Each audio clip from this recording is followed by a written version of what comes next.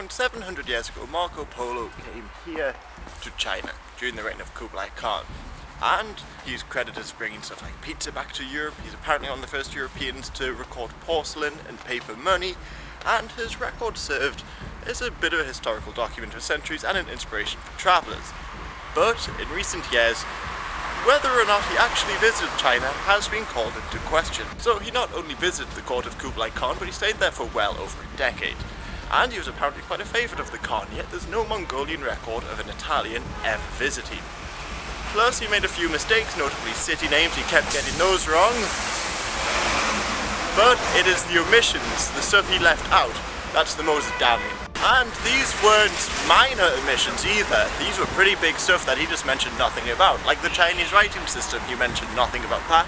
Same with chopsticks, foot binding, tea drinking and woodblock printing, stuff that future explorers would write a great deal about.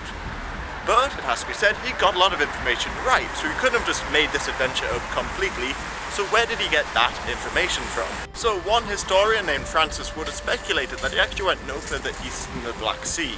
That is where his family traded stuff that had been brought along the Silk Road and brought that into Europe.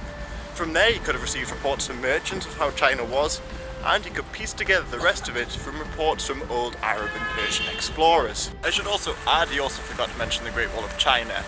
But in terms of his theory, I'm not too sure what to believe, so in future videos I will be referring to his records as if he actually went.